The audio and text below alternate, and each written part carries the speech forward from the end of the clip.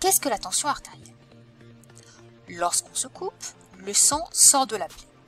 Le sang qui circule dans les artères a une pression P100 supérieure à la pression de l'air qui nous entoure, la pression atmosphérique. La tension artérielle est notée T. Son unité dans le système international est le pascal de symbole PA. Elle est définie comme la différence entre la pression du sang et la pression atmosphérique. Comme la pression du sang est supérieure à la pression atmosphérique, cette grandeur T, tension artérielle, est positive. Chez le médecin, la tension est mesurée à l'aide d'un tensiomètre.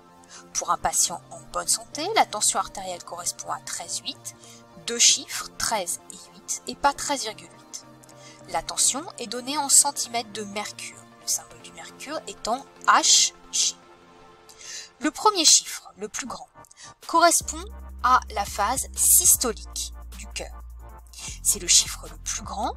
Pour s'en souvenir, on peut donc voir que le S de systole peut correspondre au sommet de la coupe. Vous vous en doutez, le second chiffre, le plus petit, correspond à la phase diastolique du cœur. Comment calculer la tension artérielle? Lorsque vous allez à la piscine, vous avez peut-être déjà ressenti une gêne, voire une douleur en allant au fond du grand bassin. Cette sensation est due à la pression de l'eau exercée sur le tympan de votre oreille. Nous allons montrer en TP que plus la quantité d'eau est importante, plus la pression exercée par l'eau est importante. La pression en B sera donc supérieure à la pression en A. La relation traduisant ce que je viens de dire est la suivante: la variation de pression est proportionnelle à la hauteur d'eau. Elle est égale à ρ fois G fois H, avec ρ la masse volumique de l'eau, G l'intensité de pesanteur et H la hauteur d'eau. On remarque dans cette relation que la pression au point D correspond à la pression du point le plus profond. Quelles sont les conséquences de cette relation? Plus la profondeur est grande, plus la pression exercée par le liquide est grande. Le plongeur situé en B va subir une pression supérieure au plongeur situé en A.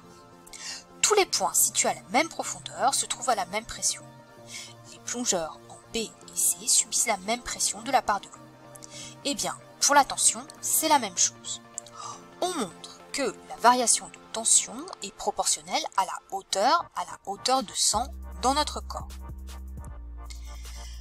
Dans cette relation, ρ est la masse volumique, G est l'intensité de pesanteur et H est la hauteur de sang. Pour une position verticale, plus le point de mesure de la tension est proche du sol et plus la quantité de sang est importante. La tension sera plus grande au niveau des pieds qu'au niveau de la tête.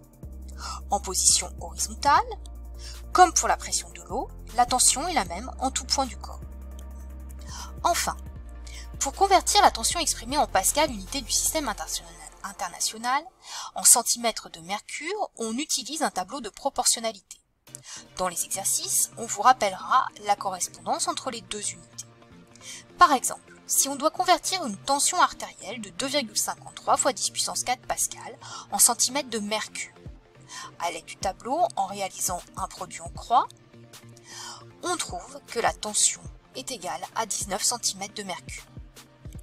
Que devez-vous retenir dans cette capsule? Que la tension artérielle est notée T, qu'elle se mesure en pascal et usuellement en centimètres de mercure, que c'est une grandeur positive et que c'est la différence entre la pression du sang et la pression atmosphérique. On montre que la différence de tension dans le corps est proportionnelle à ρ fois G fois H. Enfin, la tension artérielle est la même en tout point pour une personne couchée et pour une personne debout, la tension du sang dans la tête est inférieure à celle au niveau des pieds.